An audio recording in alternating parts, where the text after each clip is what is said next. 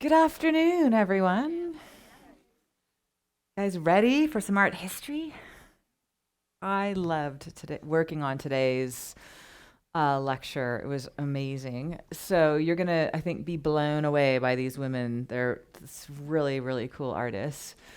Before we get rolling in this, though, I want to do a little bit of a review of what we were talking about last time. I know people have been excited about Peggy Guggenheim. Was anyone able to watch the documentary? Okay, good. Something to put on our watch list for the rest of us. It's really quite good. Um, here she is in all her glory in the 20s, right? She was kind of a rebellious one. Left her kind of, she's from that very wealthy family in New York, and she left it all behind, went to Paris, married her um, boyfriend who was kind of wild, and they lived quite a kind of wild existence in the roaring 20s in Paris. And here she is, as depicted by a friend of hers. She's a mother at this point, kind of went from party to party, if you will, living around. Here she is, the French coast. And it was at one point that, one of her friends says, you need to do something with yourself. Fancy that. And so she decided to start a gallery, right? Because publishing was too hard and too expensive. And we established, right, that she wasn't super rich. She was rich, I guess, but she wasn't like her relatives, billionaires, right? She started the Guggenheim Jeune Gallery. And her very smart move, anyone remember what her smart move was? I don't see Leslie here. So you guys are on the hook. Who does she hire to help her be an advisor? Is it Max Ernst? Who is it? Not Gertrude Stein. Not Max Ernst. He does the fountain. Marcel Duchamp. Duchamp, right? So she kind of gets him on board to help her navigate this to start a gallery. Because she herself, remember, she liked Renaissance art.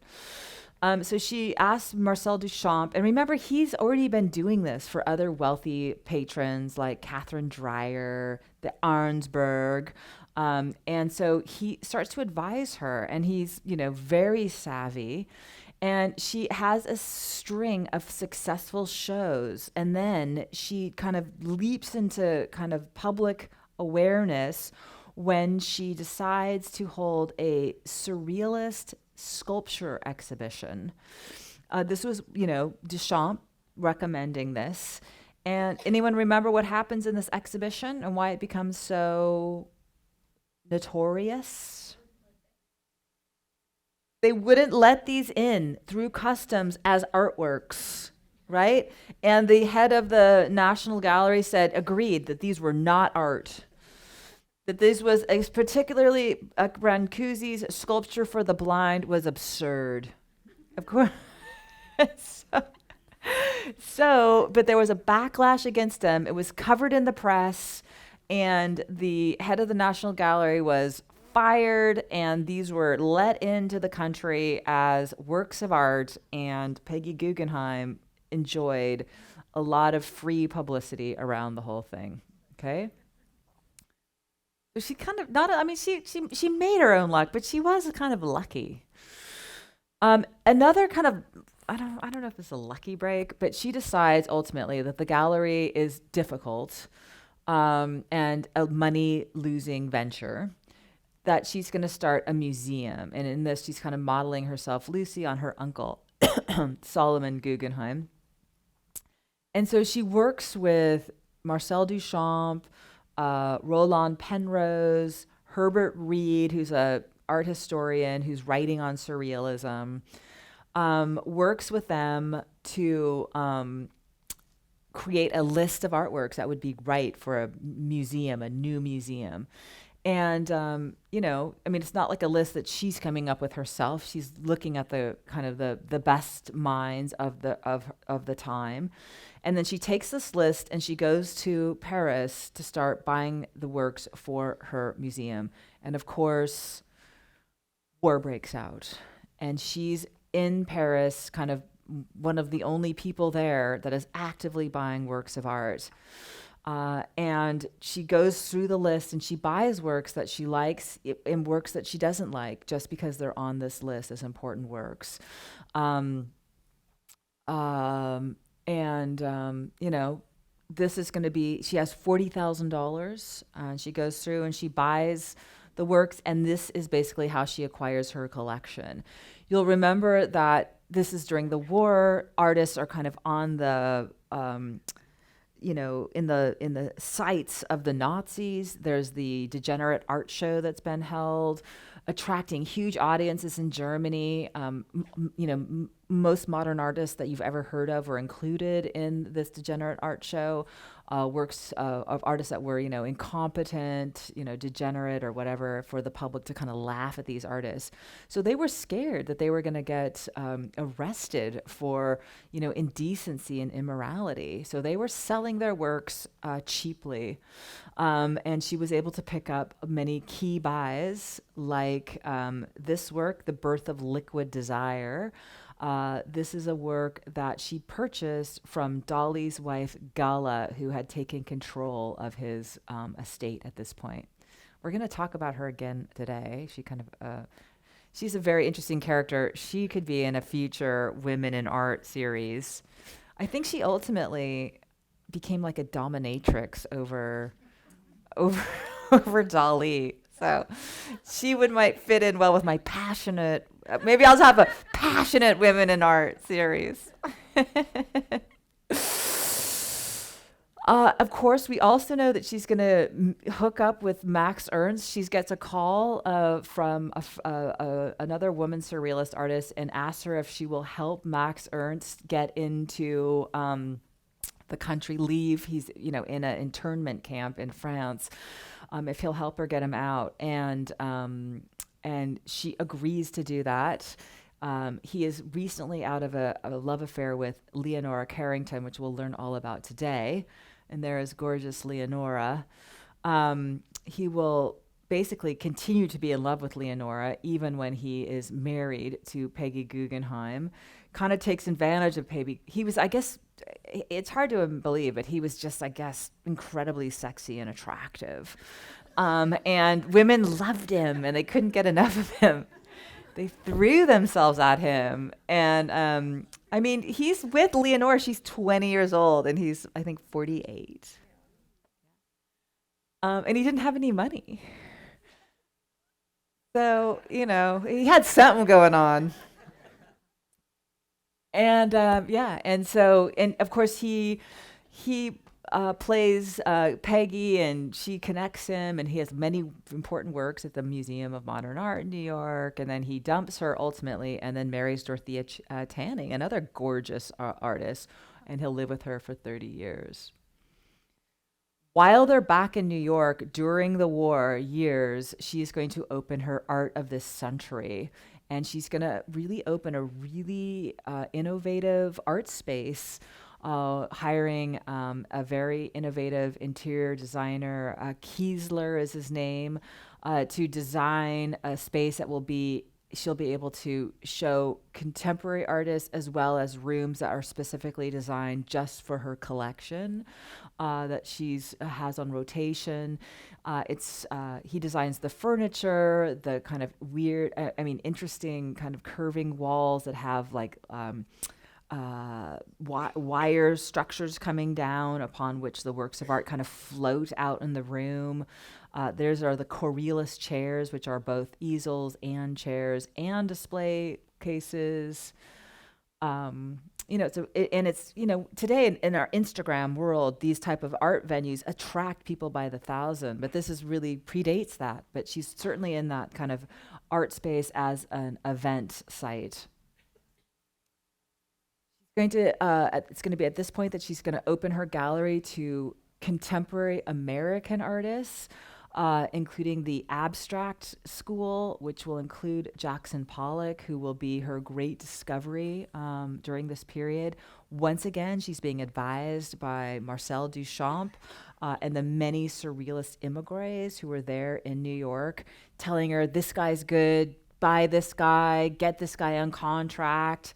And she does. And she puts this kind of wastrel alcoholic on contract. And, it's an incredibly good business deal. And she basically owns these works during these seminal periods, building up to including his first dripped paintings.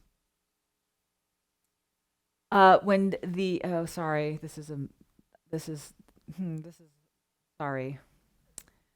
I've grabbed slides from the wrong slideshow, but whatever. This is the Venice Biennale. She leaves when the war's over. She leaves Paris and leaves New York and decides she wants to go live in Europe.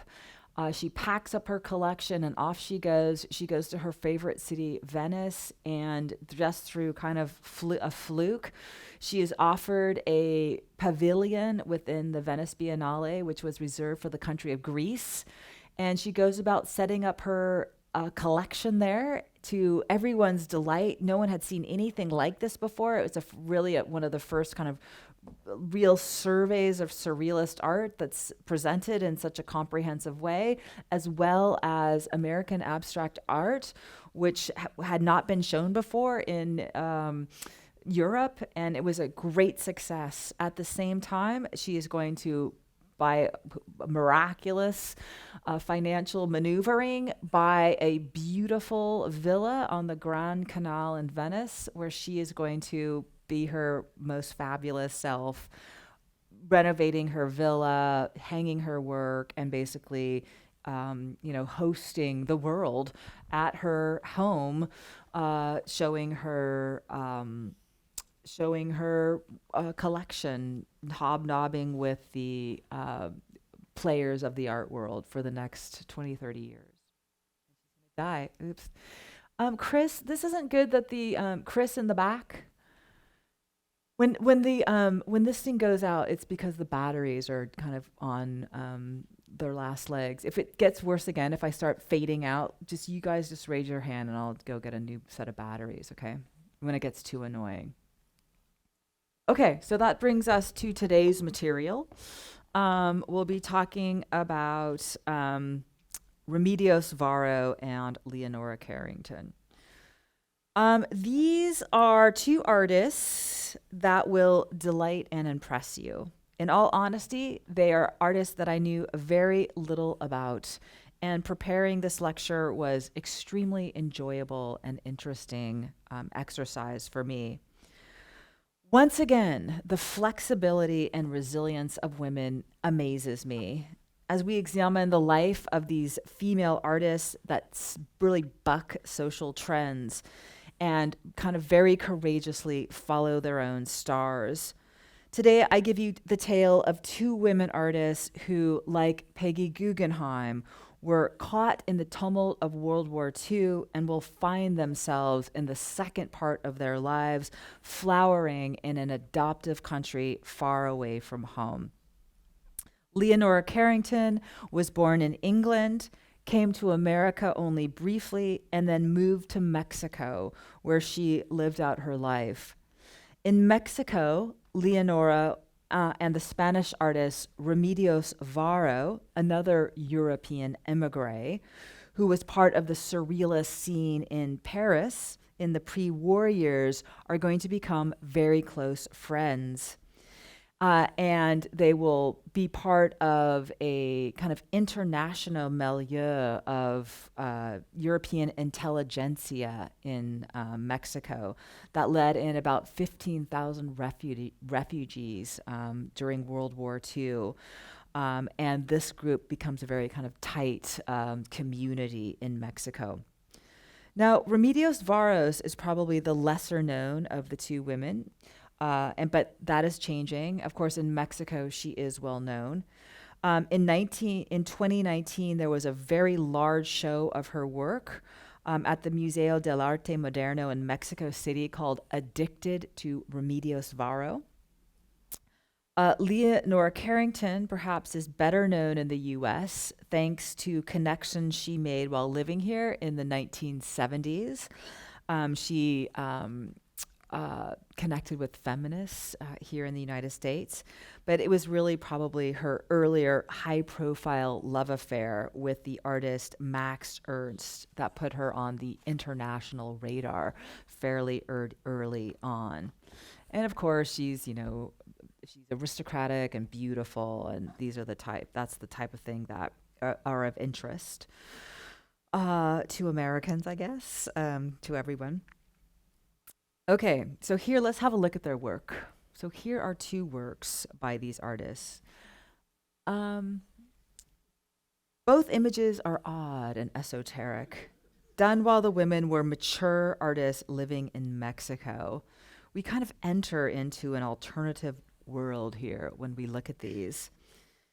Following the surrealist interest in altered states of mind, these artists delve into such kinds of ruminations, and they are going to fight to be taken seriously as professionals. As Carrington remembered, the women surrealists were considered secondary to the male surrealists. The women were considered people there to inspire, that is, aside from doing the washing, cooking, and cleaning and feeding. Myself, I never thought of myself as a muse. Now, Varro's work addresses a favorite surrealist subject, and that is psychoanalysis, and it's actually called Women Leaving the Psychoanalyst. Varro presents a female figure in an almost kind of medieval like room. Behind her, near the door jamb, we see the initials of the three founding fathers of psychoanalysis: Freud, Jung, and Adler. This is after Alfred Adler, who was a part of the Viennese school of psychoanalysis. The women patient here has just submitted herself to a session, and she emerges wearing a heavy cloak, which contains a mask in the middle there. That stares out at us as if this was the veils of consciousness or various states of the unconscious, subconscious being. Without a trace of hesitation or compunction, the woman drops a male disembodied head into a well, which Varro wrote was the proper thing to do when leaving the psychoanalyst.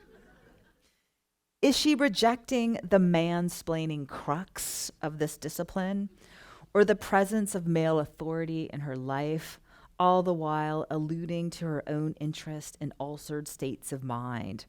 Her work is open-ended and purposefully mysterious.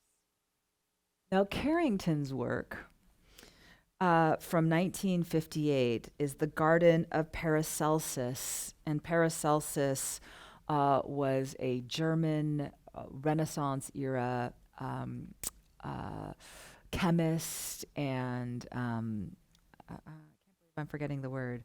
Um, oh, when uh, it's like a mystical handling of mixing up of chemicals. Alchemy. God, thank you. We're going to talk a lot about alchemy today. Yes, an alchemist.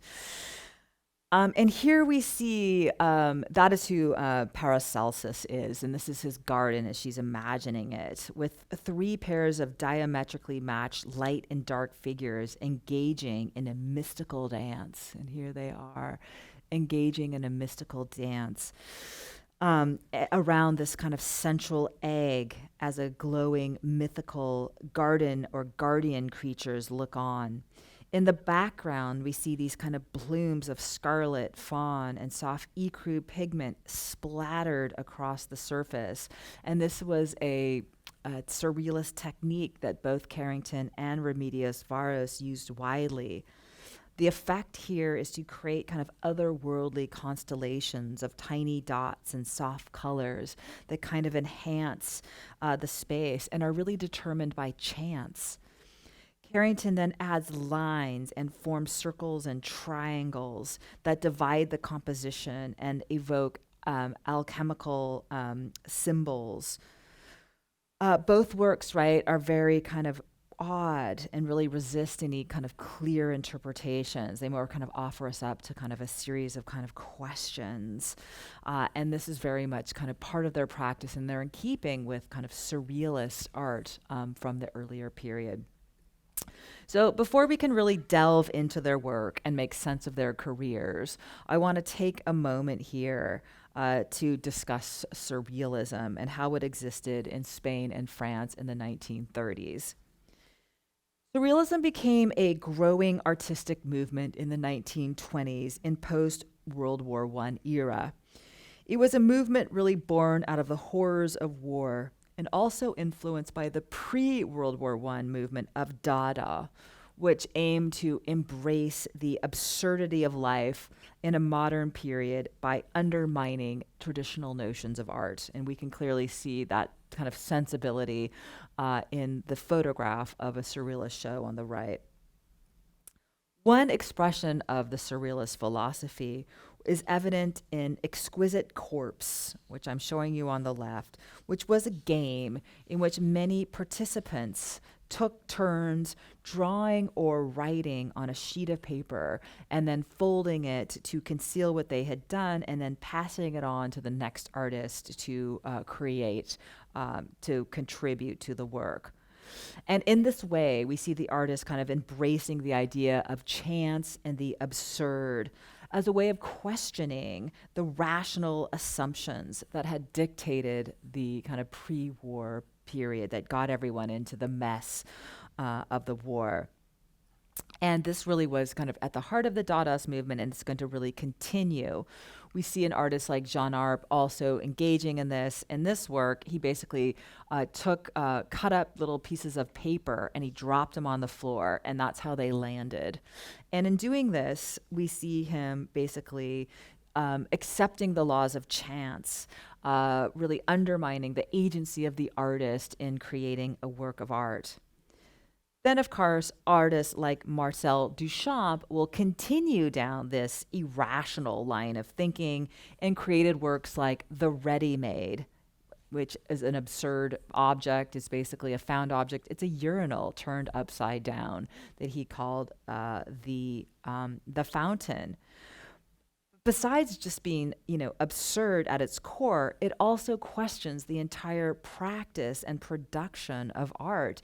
When looking at something like this in the gallery, I'm sure you probably had this experience. Like, what the hell is going on here? Is this art? What's going on? And when you even have this thought, it's kind of breaking down every assumption you have, forcing you to consider what makes art art. This is the center that he is trying to kind of evoke. So these are the kind of ideas that are kind of circulating around from which the surrealist movement will be born. Unlike the anti-establishment Dada work, the surrealists are going to be a more doctrinaire group in that they rallied around a singular spokesperson, and in their case, André Breton, who is going to write the Surrealist Manifesto that he's going to publish in 1924, and explained that the art movement took as its basic premise that of objective reality taken from Freudian psychoanalysis. Objective reality was literally taking the objective reality of dreamscapes. From Breton, automatic hallucinatory or irrational thought associations like one has in dreams or some kind of fantasies was a means of liberating the psyche from its enslavement to reason and rationality. The goal of the artist was then to bypass the rational mind and tap into the unconscious. And this could be done by dream recall or writing in a trance-like state or engaging in automation, which was basically doing something in a kind of in a rational way. So we have these kind of two different paths form in surrealism. The illusionistic dream style, which is basically we're going to see hyper-realistic images of dreams and nonsensical subject matter like Dali. And the other is automatism. Now, automatism, as practiced by Juan Miro and Max Ernst, kind of look like this kind of, particularly in Miro, the kind of free association of forms and shapes that he creates and then kind of plays with. And then we start to see here what he calls the family, this kind of maternal type of image, morphs into these kind of free associations. Max Ernst, we looked at this type of work before. He's using that frottage technique where he takes, crayon or pen and he scrapes it against floorboards, and that becomes the source of creating a work of art. In this way, he's like, working on kind of random associations and the textured surface. So this is one form of articulating the surrealist method. And then perhaps the more well-known illusionistic dream imagery that we see in the works of Salvador Dali and Rene Magritte. Basically here, artists that work in an illusionistic style, but made odd associative images, as we see here, like homesickness. We look at this and we see, a lion and then a figure looking over a bridge, but then we notice that he has wings. It's all done in a hyper illusionistic way, but we realize that it's irrational, that we're in a dreamscape here. And then, of course, Dali, in his articulation, similarly, we can tell kind of what it is, but the narrative doesn't cohere in any way to make sense, and we recognize this kind of as a hallucination or a dream. Okay, so we have these two ways of navigating. And now, Surrealism, while it was centered in Paris, there were many different enclaves around. Surrealism was a fairly broad movement. There was, groups of artists in Spain, for instance, in the Catalan region, which is Barcelona. This is where Salvador Dali was located, as well as Juan Miró. And Remedios Varos was part of this world as well. Chagall was down in Barcelona for a while.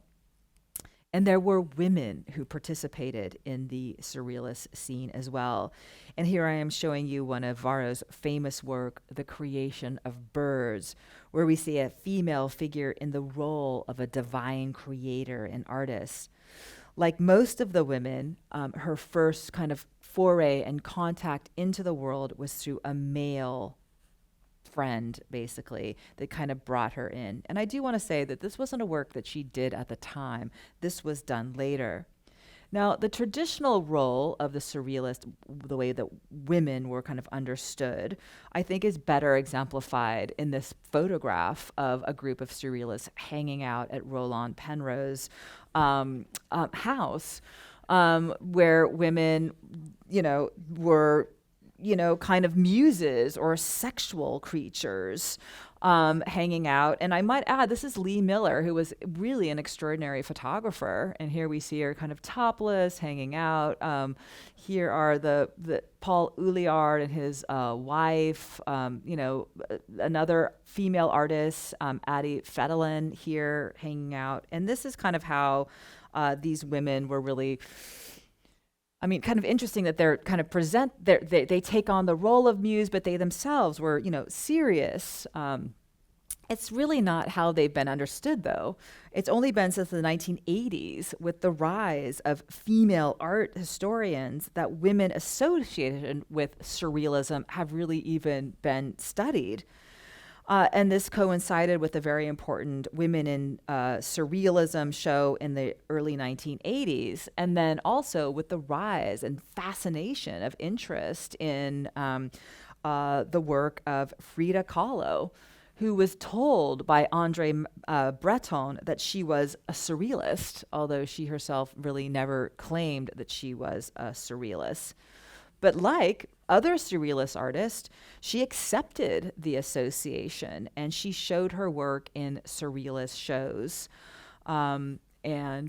She also, of course, so she came to New York, she was in Paris, she also developed a very wide following in Mexico.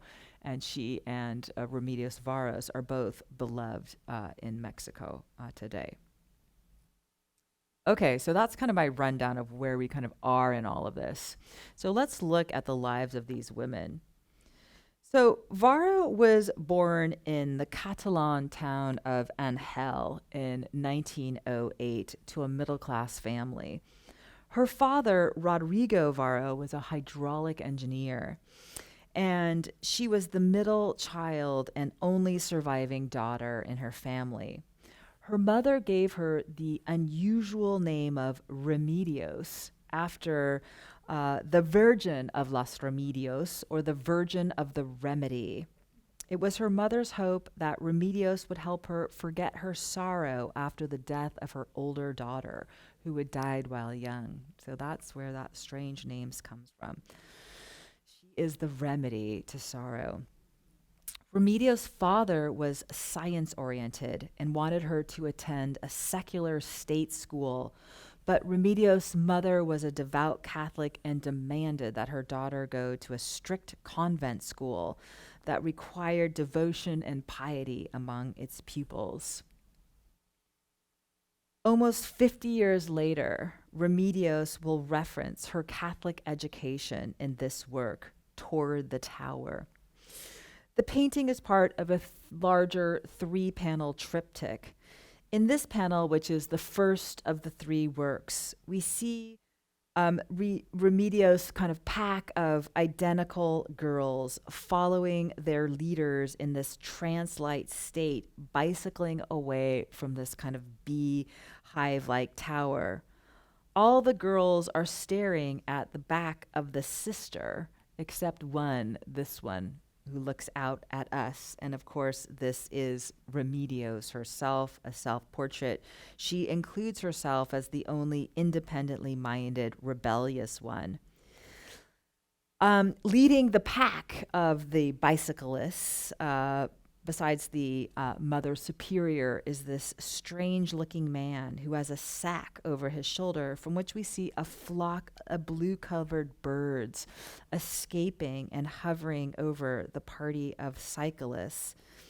Are these perhaps the spirits of the trapped girls?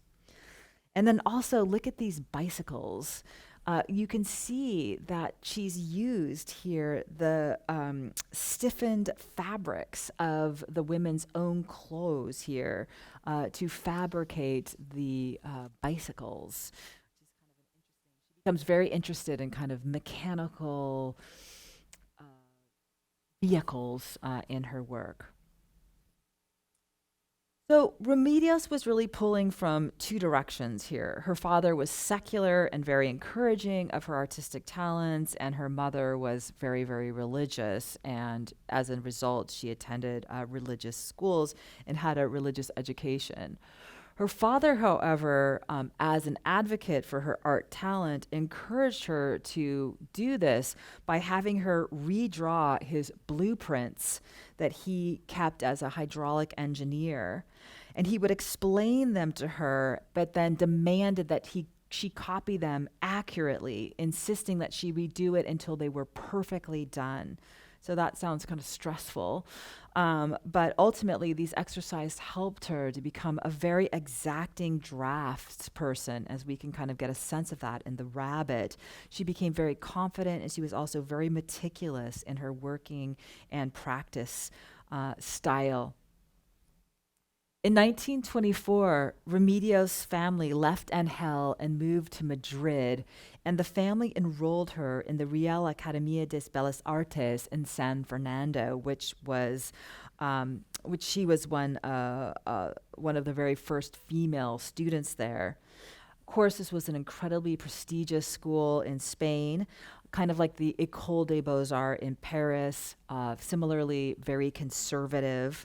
Rebellious students were not accommodated in any way. In fact, the year she enrolled, the young Salvador Dali had just returned from being expelled for a year for protesting one of his professors' teaching styles. Ultimately, he just didn't fit in there. they will throw him out completely. She, however, did not have those kind of problems. She was much more of a kind of uh, I guess like a pleaser. I mean, she accommodated the demands of the school.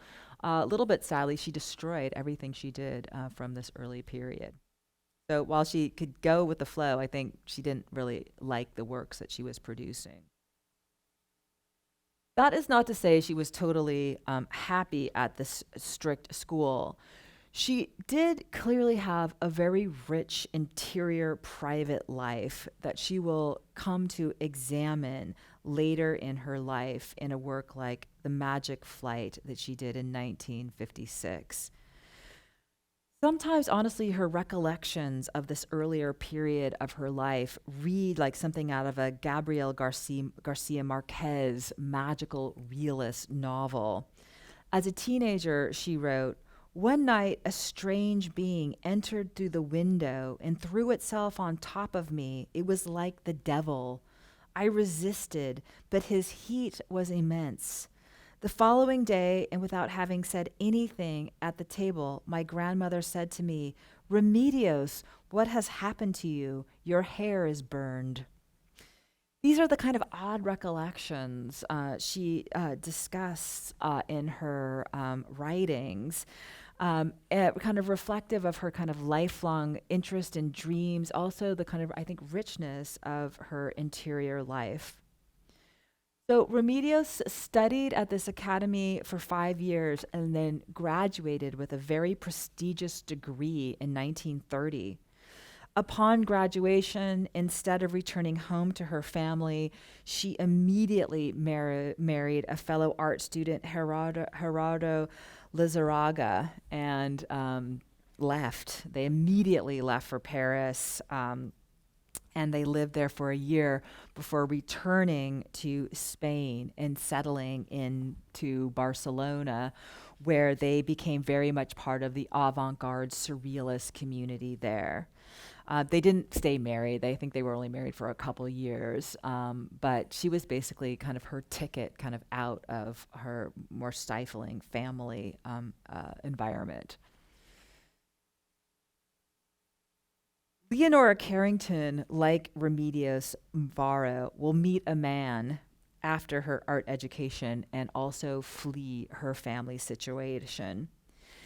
Leonora did not have the same middle class family upbringing that Remedios did in Spain. Carrington was younger than Varro, born in 1917, to an Irish mother and a British entrepreneurial father that had made a fortune investing in a new loom or inventing a new loom for industrial manufacture. And then he de-invested from that and invested everything into a big chemical company and made a ton of money. Her parents were extremely wealthy, although not aristocrats, falling kind of in an in-between zone in British society.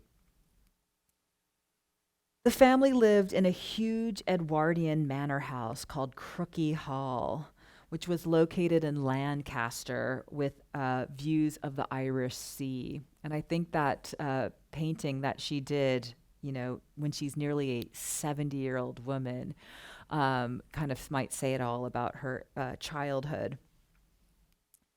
Lived at the manor house with her three brothers and was attended to by Irish nannies, a French governess who taught her to speak French as a very young child, as well as many tutors, including religious tutors. The house was cavernous and kind of looms large for her entire life. Here are some of the interior shots I could find of Crooky Hall. Her education took place at home. She had governesses and tutors. There was a huge library at her home filled with English and Irish children classics. She particularly loved Lewis Carroll's books. She loved to draw and paint. She would even paint murals on the walls, and basically, the servants would kind of clean up afterwards. So it was indulgent in some ways, but very strict and lonely in others. She loved that there were like whole areas that were just devoted to children and children's work, but then she kind of, I think, felt a sense of abandonment a lot of the time. At the age of 9, Leonora went away to boarding school to a convent of the Holy Sepulchre, which was located in a castle in Essex. Unlike Varro, who was a more compliant student, Leonora disliked boarding school. She acted eccentrically, telling the nuns that she wanted to become more like the saints. And she became fixated in the kind of miraculous lives of saints. Like, for instance, Saint Teresa of Avila was deeply fascinating to her in the way that she could levitate in her cell. And she was trying to like replicate this, and the nuns became exasperated by her behavior, and basically she was expelled. She was sent to another Catholic school, a convent school, this time St. Mary's in Ascot. Again, she hated the school and acted rebelliously. As one cousin said, she just didn't fit in. She was artistic, she was very musical, but the nuns kept saying there was something wrong with her because she just couldn't be compliant. She also liked to write with both hands. She was mostly left-handed, and she would write, in mirror style, like left and backwards, like Leonardo da Vinci. After she was expelled from St. Mary's, she returned home for a while. This painting, done 60 years later, continues to address the impact of these profoundly negative boarding school experiences that she had, where we can see kind of a world kind of overfilled with a sense of isolation and judgment. And you could see that Remedios Varo and Leonora Carrington, when they're back together as mature women, well, when they meet each other and connect in Mexico City, they have this in common, and this and kind of work through this.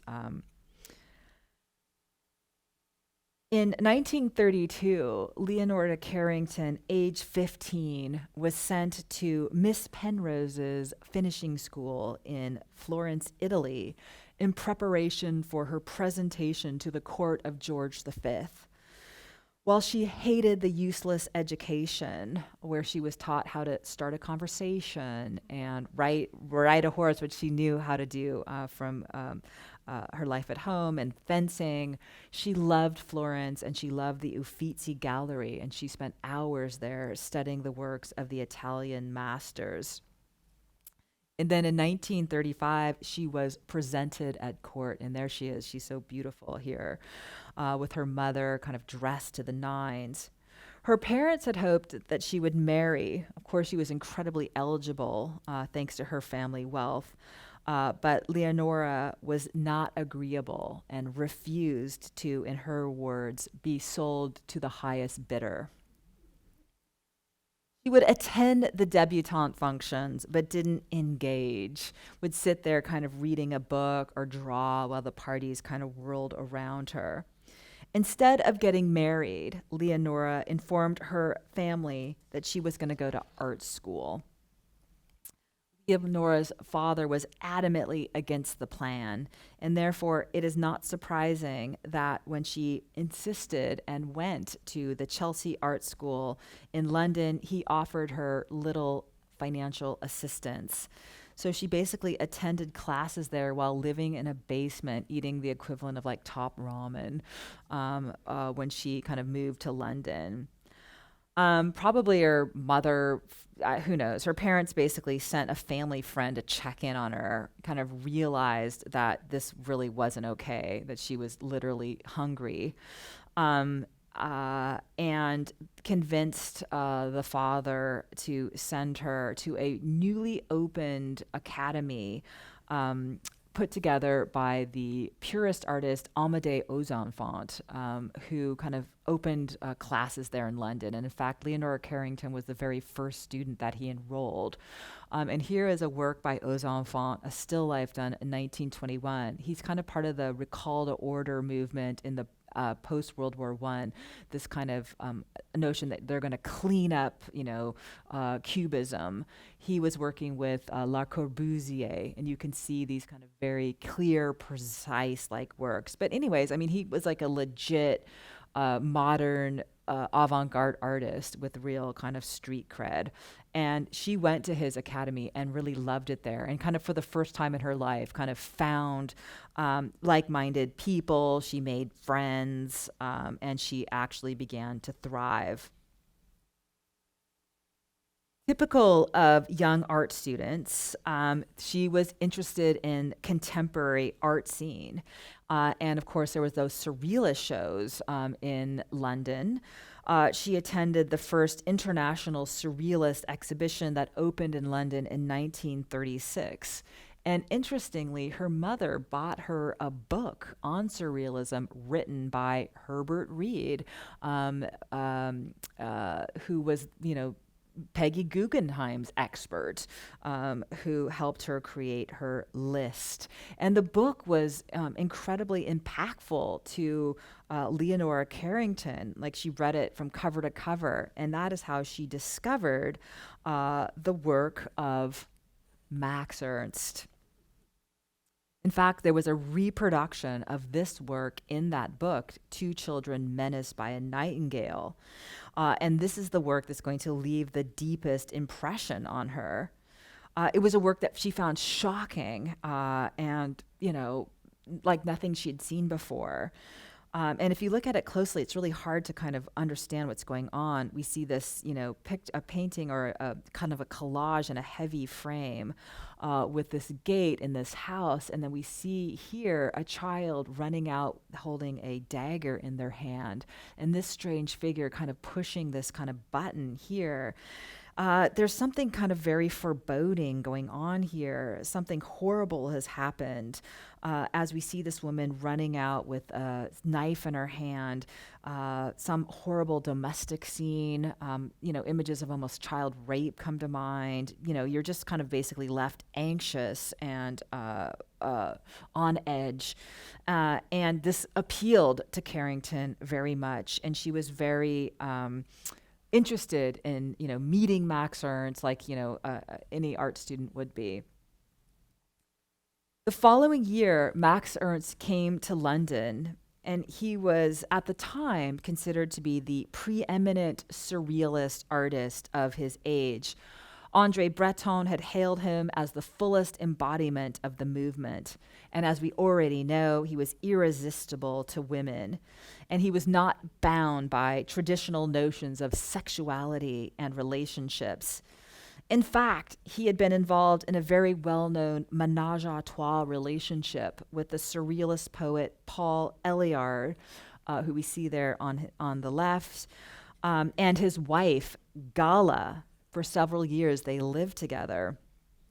Of course, by 1936, this affair was long over. The Eluards had split up, and Gala was now the wife of Salvador Dali.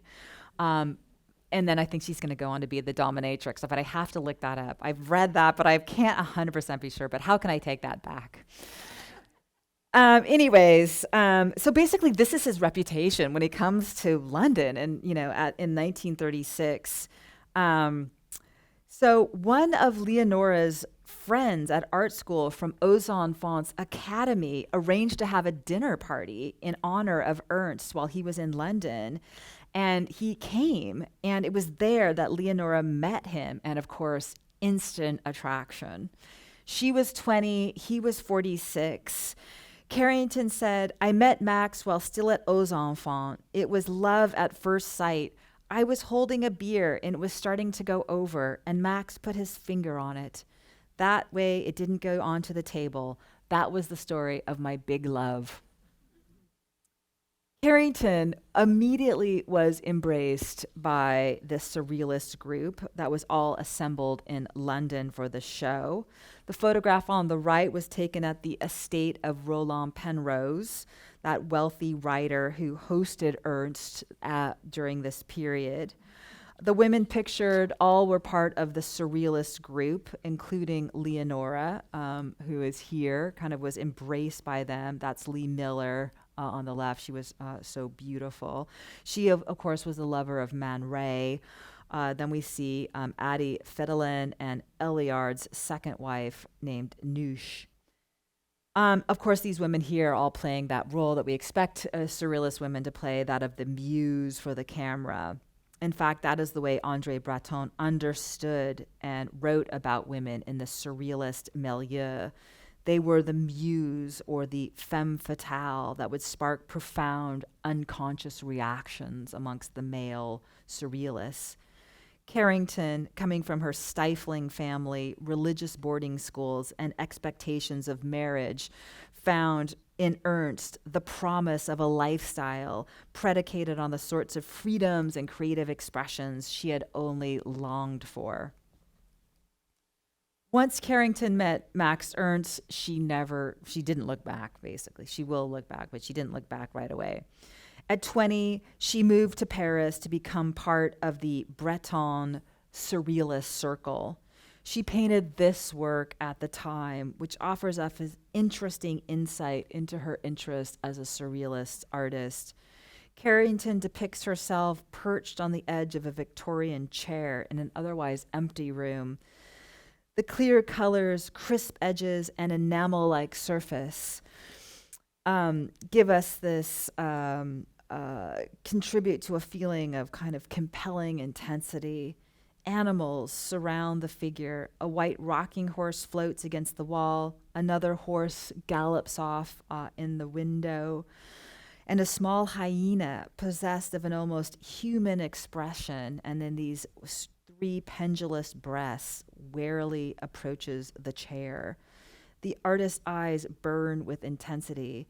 The thick chestnut hair springs from her head like the horse's mane. The line between human and animal here blurs, as does the line between the living and the inanimate. We see the shadows cast by this group kind of all fused together into kind of one body. Carrington, like Ernst, is already interested in occult and esoteric practices, and animals will appear over and over in her work, and horses and hyenas are particularly important. In fact, Carrington writes, she's a writer as well, and she writes her first story at this time called The House of Fear, where she introduces the horse as her psychic guide, a friendly animal who conducts the young heroine into a world marked by mysterious ceremonies and rituals of transformation.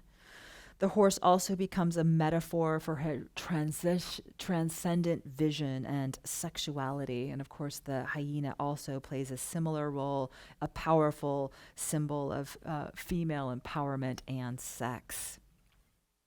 Okay, so that's what's going on with Leonora Carrington. We'll turn now to Remedios Varo, who you will recall has just married her boyfriend from art school. Now she had spent time in Paris and they've returned to Barcelona, where she became very active in the surrealist avant-garde. In 1936, the same year that Carrington will move to Paris with Max Ernst, Remedios participated in the Exhibition Logiofobista, an exhibition organized by the Adlon Group, Friends of the New Art, a group of artists and critics who promoted surrealism. The show brought together artists from around Spain, particularly in the Catalan region, who all kind of rallied around Andre Breton's ideas as expressed in the Surrealist Manifesto. And Remedios Varo does this work at the time, Anatomy Lesson. As you can see, it is a collage. Collaging becomes a really kind of important vehicle for kind of tapping the unconscious and evoking chants as well. We see here this kind of strange work using white biomorphic space of these kind of X-ray visions of truncated torsos here. We see them topped with these male figures above, which are beautifully drawn torsos of created by Varro. We're looking here at her extraordinary drawing skills.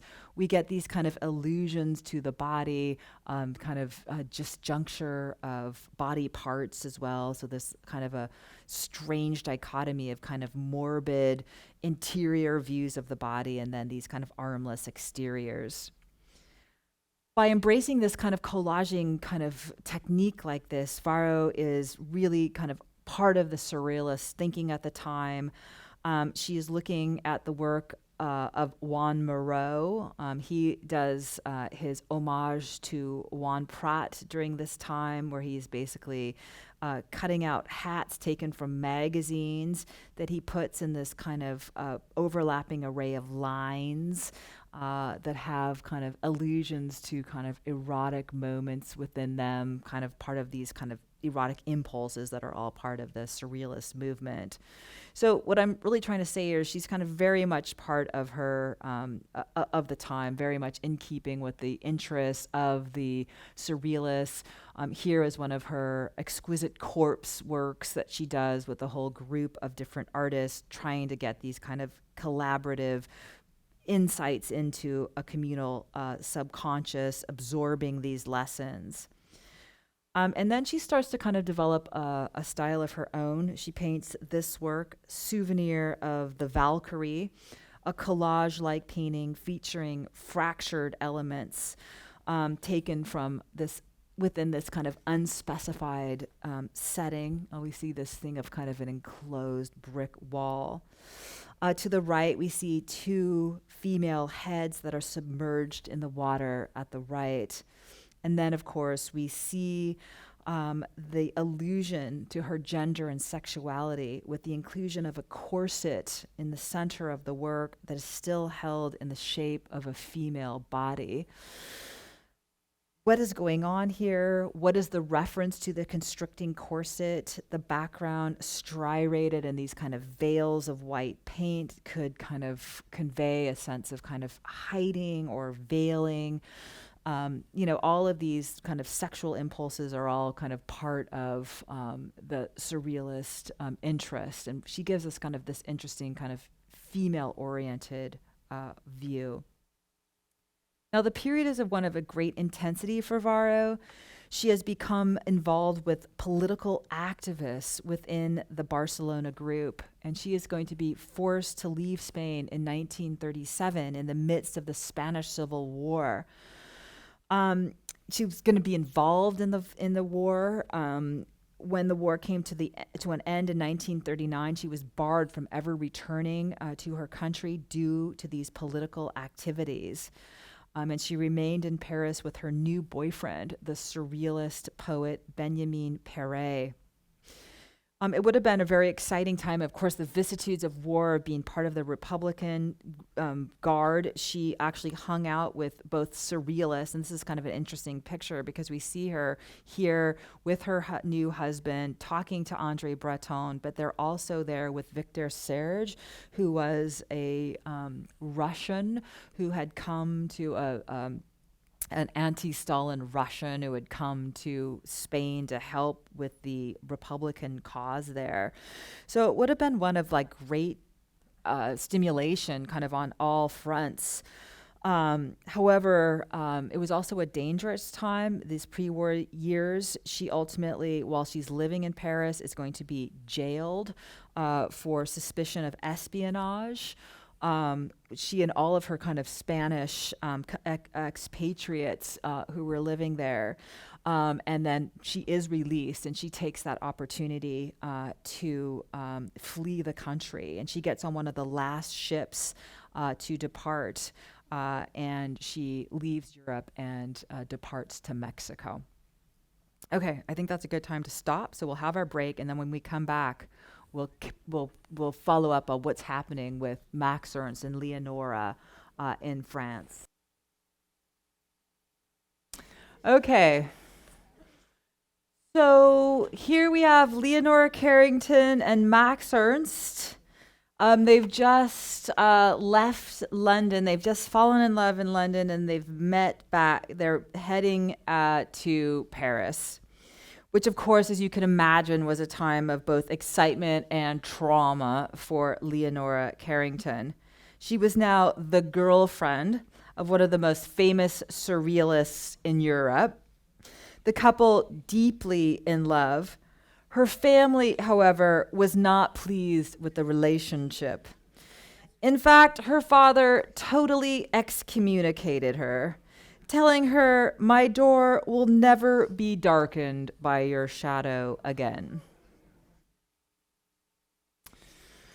Perhaps not surprising, her work from this period was drawn from childhood and addresses her new independence from her family. This work, called The Meal of Lord Candlestick, addresses the manners and morals of her upper class family. The Grand Hall, of course, is Crookie Hall. And of course, Lord Candlestick refers to her absent father. We see this kind of unholy banquet in lieu of the Eucharist, Carrington depicting kind of grotesque females overindulging themselves with elaborate platters of food. We have little servants and kind of about indulgence.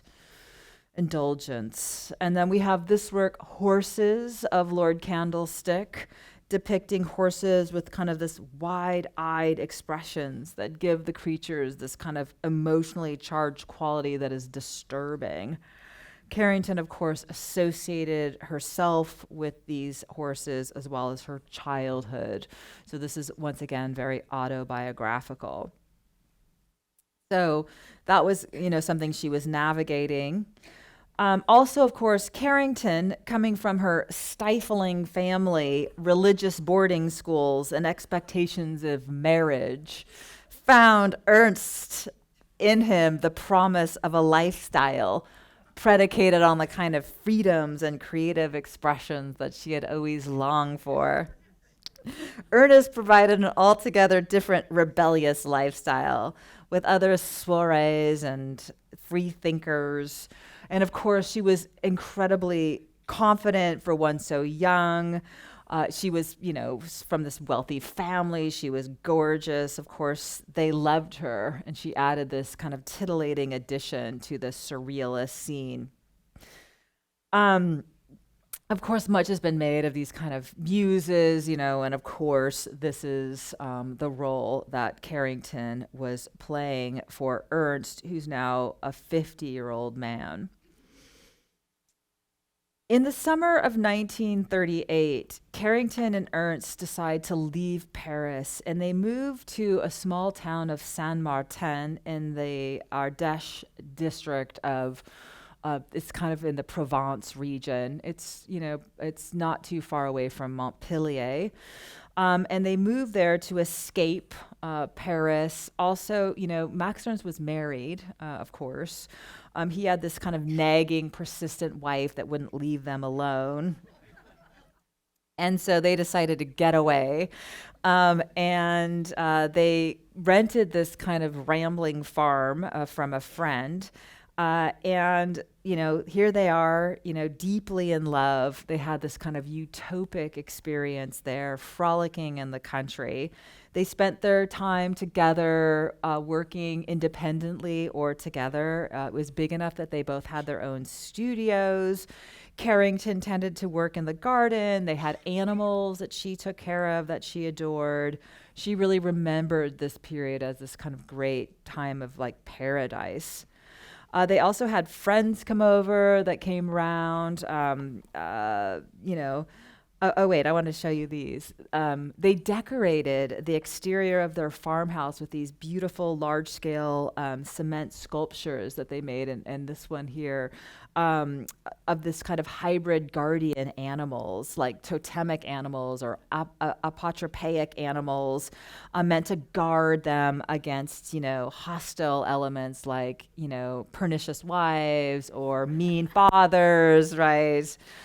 And of course, there's a growing threat of war. Friends came and visited them, including Leonore Fenney. The women became close. She was really embraced by the surrealists, and she was young and youthful and fun, and she loved to like prank them and thought that was great. She served the group an omelet full of human hair, which I guess they all thought was hilarious. Only the surrealists, right? Harrington paints this portrait of her lover at the time, a tribute to him. He is the bird superior. Remember, he was Lop Lop, right? Wearing a feathered cloak that terminates in a fishtail, and he has a strange chicken leg that extends outward. Carrington features the male artist here as kin to a mystical figure. And then, of course, she refers to herself in the guise of the white horse that we see behind him. Sadly, this idol does not last, and sadly, it never does. However, this one came to a particularly harsh end. In the midst of their romance, Ernst and Carrington had been ignoring the impending war. As a German living in France, Ernst was very vulnerable. And when the French declared war on Germany, Ernst was rounded up along with other German nationals and interned in a camp not too far from Saint Martin. And basically, that was it. He was gone. The 20-year-old Leonora was left basically alone in the villa, basically in this kind of lonely state. She became overwhelmed with anxiety, and when some friends came through to see her, they saw that she was acting very erratically, and they were really concerned about her, and they picked her up and they took her with them to Spain, where she was going. Once she was there, her family incarcerated her in a Spanish mental institution where she was diagnosed as marginally psychotic. The experience was a total nightmare for her. And when the surrealists later tried to extol this mental breakdown as something, interesting and wonderful, she said, not Breton or anyone else has ever seen the inside of a Spanish madhouse. 3 years later, she painted this picture, which was an illustration of a story she wrote called Down Below about her experience. Part of her treatment at the asylum was taking medical medicine that induced a chemical and convulsive spasm, which was like a chemical electric shock therapy, which were agonizing and psychological torture. After undergoing this for months, finally, a distant relative, was a doctor at the asylum, and he intervened on her behalf once he figured out who she was. He wrote to the British ambassador in Madrid to have her released and turned to England. But her family had organized to send her to another mental institution in South Africa. But while she was en route with like a nurse that was going to take her on this trip via Lisbon, she tricked the nurse, telling her that she had a stomach ache, and then ran out the back door of a cafe. She ran out and she went to the Mexican embassy in Lisbon, where she had an old friend who was working there in the embassy named Renato Leduc, and he kind of took her in and helped her, and he actually married her to help her get papers so she could leave and basically get the diplomatic immunity that she needed so her parents could no longer commit her. Married to him, she was free of their influence. And it's also at this point that she runs into Max Ernst in Lisbon, who you'll recall was there waiting with Peggy Guggenheim before he shipped out to New York. Although devastated over their separation, she could not go back to him. And ultimately, she married Leduc, and then, she does see him again in New York. While living in New York, Carrington reconnected with the Surrealist group through Peggy Guggenheim's Art of the Century. While Ernst continued to pursue her and declare love to her, even while he was married to Guggenheim, Carrington was so traumatized by her experience after the internment that she wanted nothing to do with him. She did exhibit some work, the work of 31 women artists at the Peggy Guggenheim Gallery.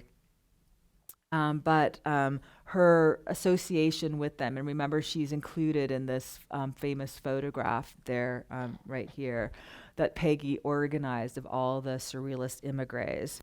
But really, her time at the gallery was fairly short lived. Her Mexican husband, that guy Roberto Leduc, was a Mexican national at the Mexican embassy in Lisbon. He missed home, so they traveled back to Mexico together. Back to Remedios. You'll recall she was in kind of a lot of political trouble in Europe, so she went directly to Spain. I mean, to Mexico. In 1941, after a long and difficult journey, Remedios Varo and her husband, a poet, Benjamin Pere, arrived in Mexico. Varro and Pere were unable to go to New York with the majority of immigrants because of their political affiliations in Spain. They were desperately poor, and friends had actually even had to help them pool money for their voyage to Mexico. When they arrived, the only money they had was a small allowance paid to Spanish exiles by the Mexican government. They found an apartment near the Zocalo in Mexico City, and Varro went to work for desperately needed income. Over the years, she had a variety of kind of low-paying jobs. She was an art restoration person working on pre-Columbian pottery. She helped design costumes. Interestingly, there was a production of Chagall. Chagall did a production, a theatrical production in Mexico City, and she did worked on that. She got into advertising, where she did some advertising work. All the while, she continued to paint. And here is a painting from this time called Hibernation, where we see this very fragile figure visible in the foreground, placed in the transparent egg-like form. Around her are the ruins of an ancient past, more like the ruins from a European structure than those of Mexico. Is this a woman in a cocoon, in a transitional, metamorphic state, not unlike herself? Just a few months after Remedios Varo moved into her apartment, Leonora Carrington and her husband, Renato Leduc, moved into a large, rambling apartment in the Rosa Moreno neighborhood just a few blocks away.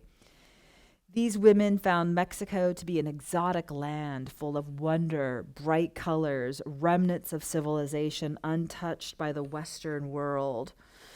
Soon, the women became the center of a group of European artists that include the Hungarian Enrique Cheeky Wise, who would later become Carrington's second husband. She and Leduc divorced fairly soon after their arrival in Mexico, and she was very grateful to him for marrying her and giving her the protection she needed to get away from her family.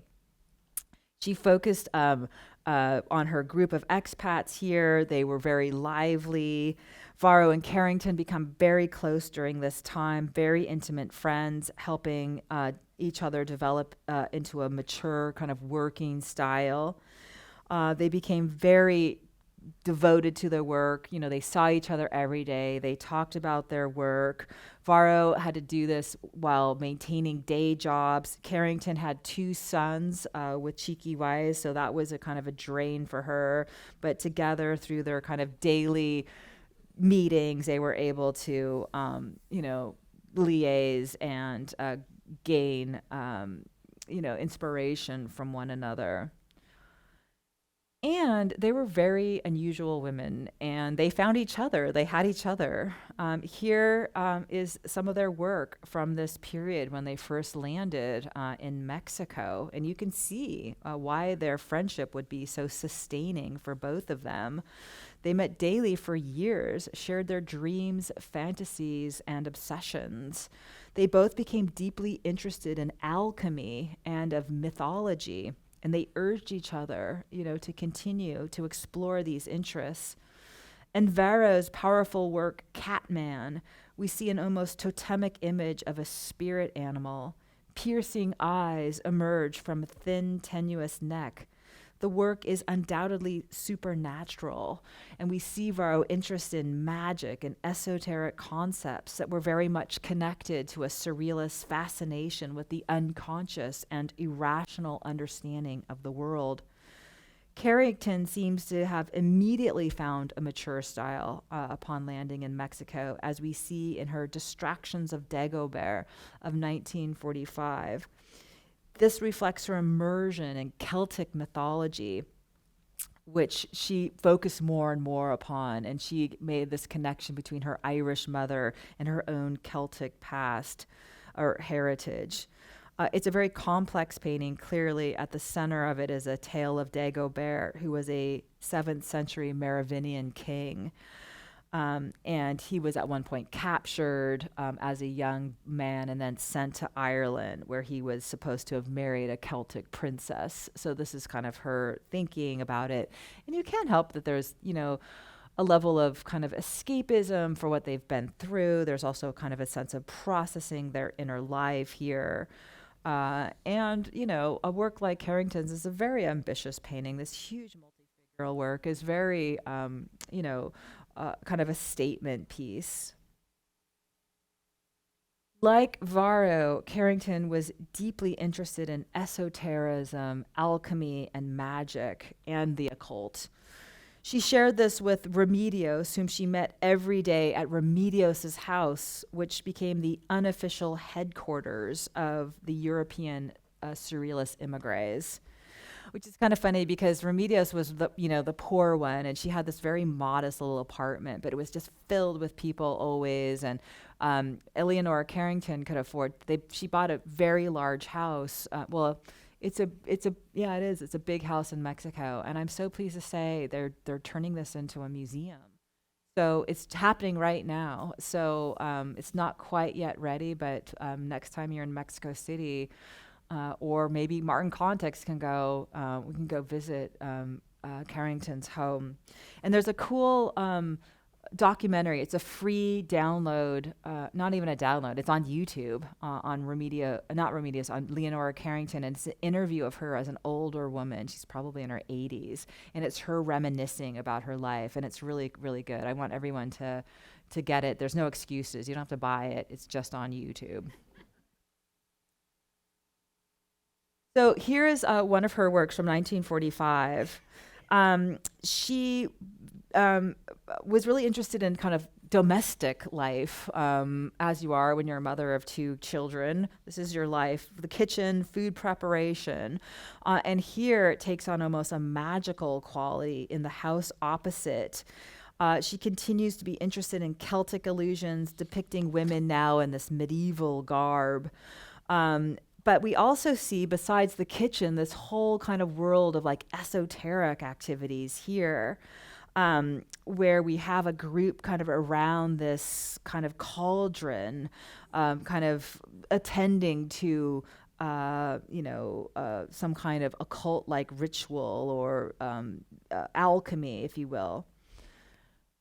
Later, as if to kind of continue down this line, we have a Varro here in her Alchemy of the Useless, picking up really where Carrington kind of leaves off, kind of continuing the same kind of checkerboard floor here that now kind of wraps into the cloak of a solitary woman as she's huddling here, turning a crank that sets into motion an elaborate mechanical apparatus designed to distill liquid from raindrops.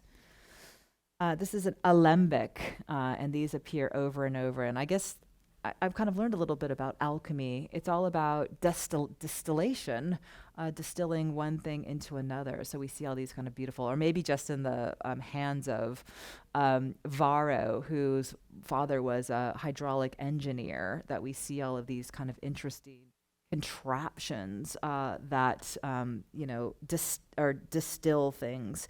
And I guess these are typical. There's canonic fires that are used in the distillation or the alchemy practice. Clearly, we can see this kind of weird little architectural machine place, if you will, very precise and meticulous, of course, reminding us of her childhood. Varro will continue to create works that fuse a magical alchemy with mechanical contraptions in the natural world through the 1950s, when she produces some of her most compelling paintings. And I want to say that these reproductions are terrible. I wasn't able to get good reproductions of their work. Most all of these works are in private collections, and so it's really always hard to find good, slides of or images with true color. And I think that's because they're still kind of newly understood and out there. As more people know about their work, there'll be better and better resolution, res images available of their work. So that's why I'm saying this. I don't think these slides do them justice. The work on the left is interesting. Exploration of the source of the Orinoco River. This was an event that Varro actually went to Venezuela to visit her brother, and she ended up staying with him for 2 years, in which time her marriage dissolved and her husband went back to France. In Venezuela, she actually took a trip to this river. And this painting here kind of, I think, is her fantastical reminiscent of it, where we see this female traveler so beautifully dressed in this fantastic aquatic vessel.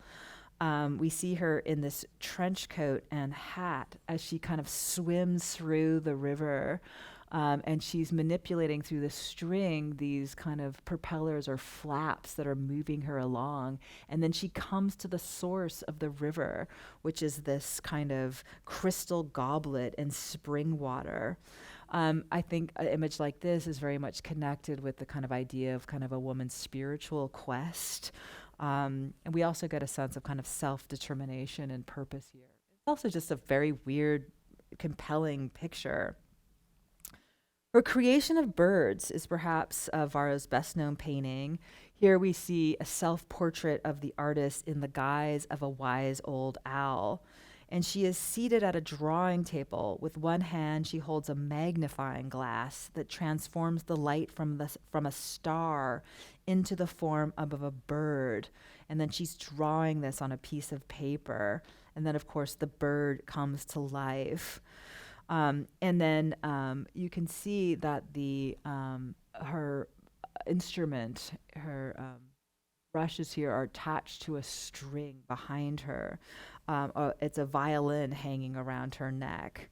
And then next to her here, we see this contraption, which is another alembic or a distilling apparatus that is changing stardust, which is collected outside here. It's coming through here and it's being transformed into pigment that she is using to create her birds that then come to life. So it's all kind of about magic, right? Interconnectedness of plant, animal, mechanical worlds. It's also interesting the way that we have this female, creator kind of at the center in action of creation. Varro and Carrington saw the artists in the role of a seeker of truth in both spiritual and material planes.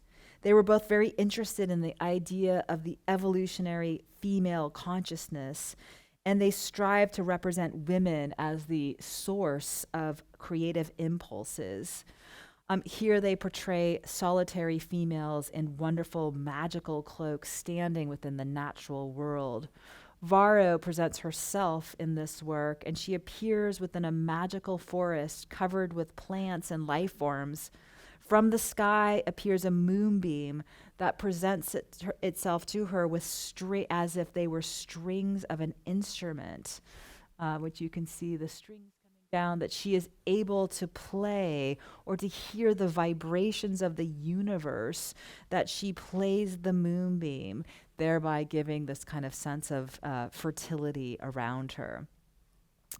At this point, Carrington reads Robert Graves' The White Goddess, a historical grammar of poetic myth, which she found to be deeply influential. The text explored the concept of the goddess centric spirituality and explored examples from the pre classical period, including Celtic mythology. The painting here most likely inspired by her readings about the white goddess that she read about in this book. And I don't know, I remember myself in the 80s kind of discovering, you know, goddess mythology and being very interested in that at that time. I think there was a book written or something. Of course, my mom was interested in that. Um, the following years were very much, we continued to be interested in kind of esoteric imagery, particularly Carrington kind of really becomes interested in the white spirits, and they appear all through her work. And she and Varro began to kind of diverge a bit at this point. Carrington is not as interested in mechanical contraptions and alembics as Varro. She's more and more interested in Celtic mysticism, and we see her Samhain on the right. That weird Gaelic word is pronounced Samhain, which is pretty timely because it is Samhain is Halloween, right? It's when the that day of the year, which it's the year where we start to kind of shift to the darker part of the year, and also when the barriers between the physical world and the spiritual world break down, and we have this kind of magical beings kind of represented here, denizens of the other world. During this period, we see Carrington really gaining a lot of inspiration from Hieronymus Bosch. Interestingly, she had actually seen Bosch's work while she was in Spain during that horrible period. She did have time at some point to go to the Prado Museum, which has the largest collection of Hieronymus Bosch paintings in the world. And I'm showing you the Temptation of St. Anthony on the left, which was a work that she knew and studied. Of course, everyone loves Hieronymus Bosch. They're so strange and weird with their bizarre creatures and odd environments. And here is St. Anthony sat sitting by a river. And of course, artists have loved to paint St. Anthony forever. He was tempted by satanic demons while in the desert. Also, females were tempting him. And here is Carrington's kind of fabulous rendering of St. Anthony by the river a la Hieronymus Bosch. And we see him with this incredible, what is that thing called? My God, it has a name. I just don't know what it is. This kind of huge egg-like headdress, multiple heads staring down at the seductors who tempt him. And then we see the nude body of a female kind of moving past St. Anthony, floating downward. Here is Leonora in her studio, and you can imagine such images were, the studio was conducive to the rendering of such images. They tended to be small. This is one of the bigger works that she does. Her studio was kind of cell-like. There was nowhere comfortable to sit. It was described by one visitor as a place that combined kitchen, nursery, bedroom, kennel, and junk store. And it's super exciting that this will be open to the public. She also, during this time, here's another wonderful and weird work by Leonora. This is when she goes through her period in the 50s where she's kind of exploring her childhood, where she kind of revisits, her Catholic upbringing, her convent works. Here we see kind of odd figures predominant with kind of small children present. these appear like kind of dreamlike hallucinations. Look at this, these columns, and then the night sky. It kind of is reminding of where the wild things are a little bit. Varro continued to also explore spiritual energy. Her ascension to Mount Analog was inspired from her friend Renee Dauma's unfinished novel, which was a spiritual parable of a journey to enlightenment and spiritual purification, as an exhibition to Mount Analog, which was a mountain, the bottom of which was approachable to man, but the top was hidden away and inaccessible. Varro presents a spiral sacred mountain for the pilgrim ascending in a spiral, seeing both and the figure kind of comes along the river, kind of moving upward. And we see the way she always kind of renders the cloak here, kind of has the second function as sails that are propelled by the wind as she stands on this small plank. Her personage of 1961 depicts a figure in a mandala of light. We have here kind of a fully kind of spiritually charged rendering of an individual. A couple of years after this work was finished, Remedios Varos, age 55, died suddenly of a heart attack. It was a great loss for the surrealist intellectuals of Mexico City, and of course for Leonora Carrington, who lost her best friend, who she had seen daily, and who was so important to her own development for 20 years. You can imagine if you're this unusual of a person, and if you find, a kindred spirit, how important that person would be for you. Varro had been exhibiting her work since 1940 at the Exposition Internacional del Surrealism and also at the legendary Galeria Arte Mexicano. However, it wasn't until after her death that the Mexican poet Octavio Paz shined an international light on her, recognizing the complexity of her work. And then, since then, her her legacy has been kind of up and down. The European part of her life, which she did very little works, have often been the point of emphasis with her association with the famous surrealists, rather than the Mexican part of her life, which of course was the large body of her work. Now, after her death, Carrington continued to produce and show her work in Mexico. In 1956, she signed a contract with the Galeria de Arte Mexicano, which was the most influential venue for modern Mexican artists. And she continued to produce a rich body of work, drawing on her extensive knowledge of esoteric traditions. Shortly thereafter, within the next couple years, one of her plays was produced, and she was the production designer on that, which was exciting for her. And then also in 1961, for the first time, one of her works was included in a Mexican artist show where she was recognized as a Mexican artist. She also received a very prestigious government commission to paint a mural at the Museum of Anthropology in Mexico City, which is a really important museum.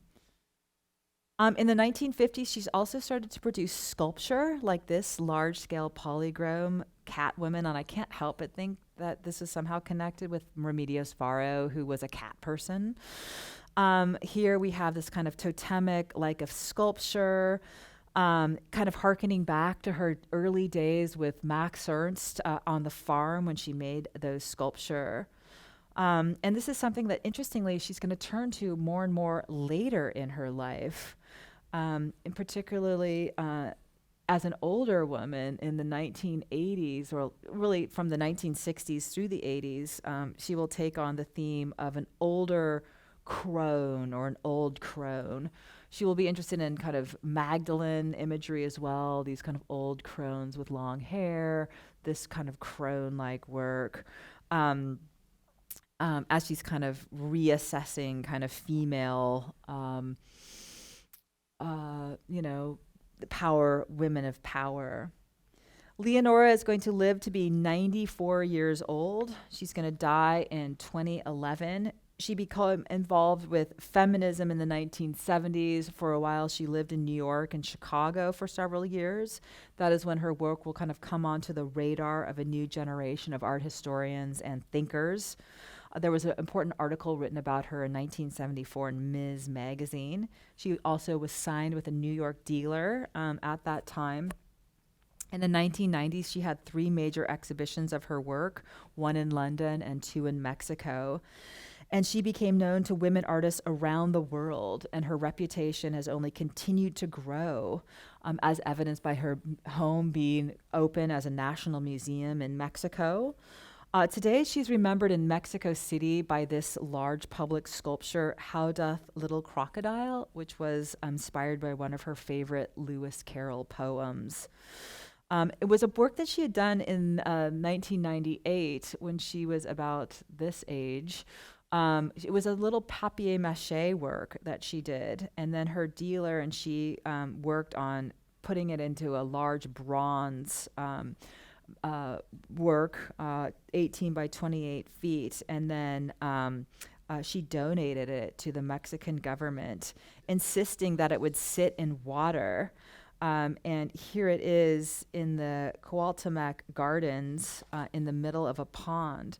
However, over time it became kind of abused. We can see some graffiti on that. And then it was decided that it would be shifted to the Paseo de la Reforma, and that's where it lives today.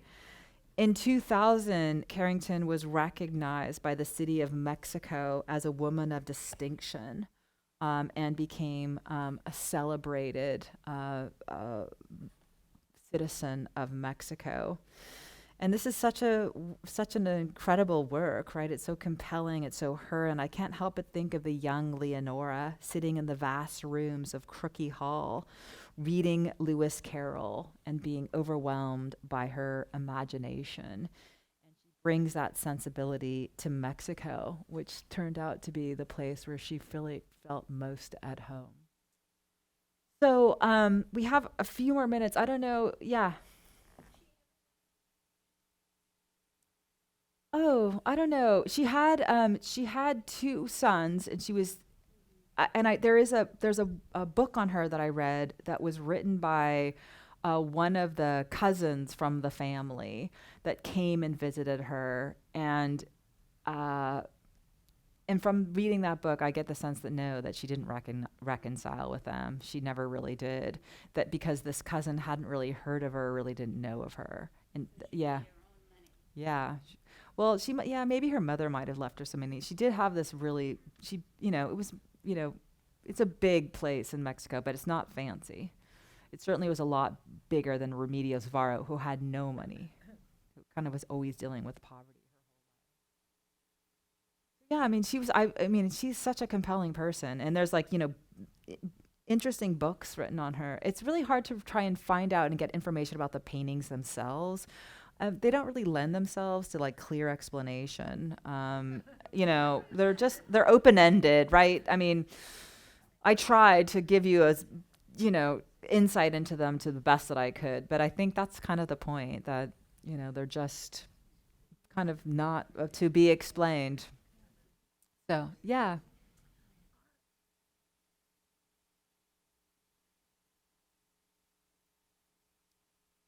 Well, not that I know of, but the most of them are in private collections.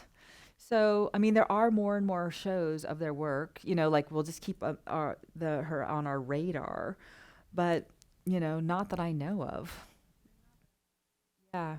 So yeah, well, now that she's on our radar, we'll keep our eyes peeled for them, both of them.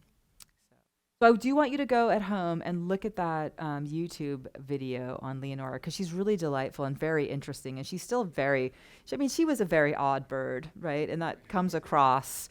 But it's cool that she found Mexico. It's her in the markets of Mexico, and all of the bric-a-brac and flowers. I mean, it's just the right place for her, and it's so amazing that she found it. So. Well, I mean, there was a whole like surrealist movement going on there, and I mean, that's the thing that they were very interested in these surrealists. Did she know Frida Kahlo? I don't know. I don't know. I don't know. But she was part of that world. She knew Andre Breton. She knew those scenes, and there was a whole community of them there. So I would be surprised if she hadn't met Frida Kahlo. Okay, so next time we're on to design. And so that's another really interesting lecture. So that's Ray Eames, as in Charles and Ray Eames. But did you know, like, she was actually the designer of things? Who knew? They were a 50-50 partnership. And then also Florence Knoll, who was extraordinary, who basically I'm calling her kind of architectural royalty in the United States, came to kind of, we're going to talk a lot about chairs. And the whole look of the, Mad Men office was basically designed by Florence Knoll. So, okay, see you next time, guys. Thanks for coming.